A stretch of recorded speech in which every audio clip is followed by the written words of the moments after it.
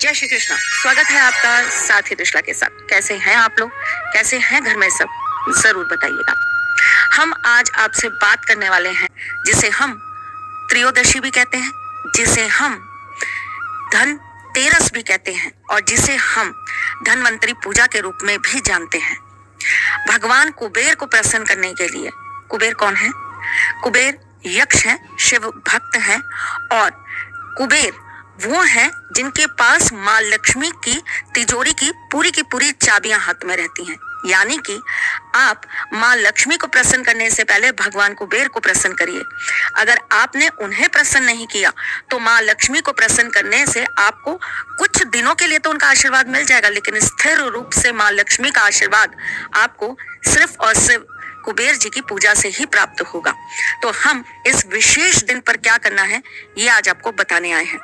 चलें प्रारंभ करें, लेकिन उससे पहले हम आपको ये तो बता दें कि मैं कौन हूँ। मैं आपके एस्ट्रोलॉजर हूँ, वास्तुशास्त्री हूँ, चेहरा भी पढ़ती हूँ, आवाज भी पढ़ती हूँ और हाथों की लकीरें भी पढ़ लेती हूँ। चूंकि आपके साथ ही हूँ इसलिए आपको जीवन का सार देने चली आती हूँ। जब बात हो रही है धनतेरस की, तो इस दिन हम सबसे पहले बात करते हैं भगवान धनवंतरी की। भगवान धनवंतरी जो हमारे शरीर के रोगों को नाश करने के लिए हमें आशीर्वाद प्रदान करते हैं। भगवान धनवंतरी जो हमारे जीवन में आरोग्यता का वरदान हमें प्रदान करते हैं। लंबी आयु, दीर्घ जीवन की हमारे जीवन में आशीर्वाद प्राप्ति उन्हीं के पूजन से प्राप्त होती है। तो इस दिन भगवान धनवंतरी का पूजन जरूर करिए। क्या वो विशेष चीजें हैं जो हमें इस दिन ध्यान से करनी चाहिए? इस दिन 5 विशेष चीजें आप जरूर खरीद कर लाइए। सबसे पहली चीज, पीली कौड़ी। इस दिन चाहे आप 1, 5, 7, 9, 11, 51 आप पीली कौड़ी जरूर खरीद कर लाइए। इस दिन सोने का, चांदी का या स्टील का एक बर्तन खरीदने का भी प्रचलन है। प्रथा है कि इस दिन हम चांदी का कोई ना कोई सामान खरीदते हैं, सोना खरीदते हैं या हम एक बर्तन जरूर खरीदते हैं। लेकिन साथ ही साथ इस दिन आप एक मंगल कलश भी जरूर लाइए।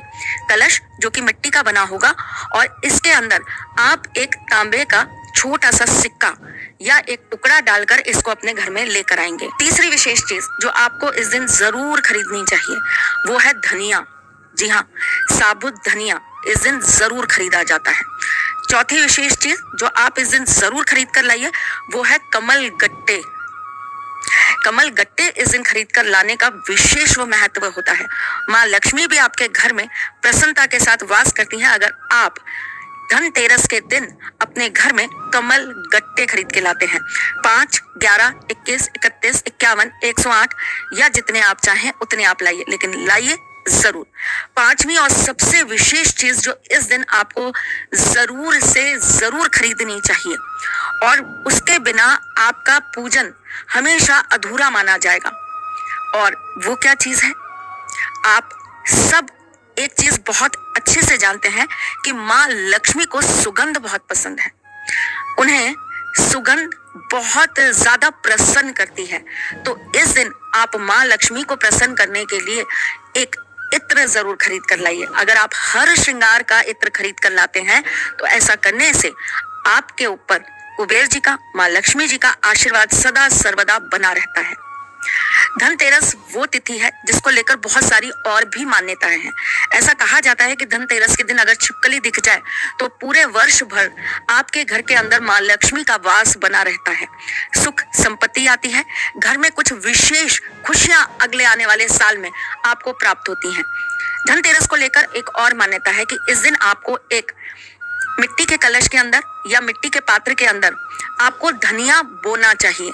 अगर ये धनिया कुछ दिनों बाद उग जाता है और उगकर यह हरा भरा हो जाता है तो इसका मतलब आने वाला वर्ष आपकी धन संपत्ति बढ़ाने का एक संकेत दिखा रहा है। ये एक तरीके से विज्ञान था ये जानने का कि अगला वर्ष हमारा कैसा जाएगा। उसके लिए हम ये छोटा सा एक उपाय करते हैं। हम एक पात्र के अंदर धनिया बो के रखते हैं। अगर ये धनिया पीला या ये धनिया बहुत थोड़ा सा ही उग पाता है, तो हम ये मानते हैं कि आने वाले वर्ष में हमारी आर्थिक उन्नति उतनी अच्छी नहीं होगी। लेकिन अगर ये बहुत अच्छा उगता है तो ऐसा संकेत माना जाता है कि आने वाले वर्ष में माँ लक्ष्मी की कृपा आप पर भरपूर बरसेगी। छोटी छोटी सी बातें हैं, करने में कुछ नहीं जाता है। अपने मन को, अपने ईश्वर को प्रसन्न करने के लिए छोटे छोटे उपाय करते रहिए, ताकि जिंदगी में ये हमेशा खुशियां बनी रहें। फिर कुछ नया, कुछ अलग, कुछ अद्भुत लेकर आती हूँ। तब तक के लिए मुस्कुराते रहिए।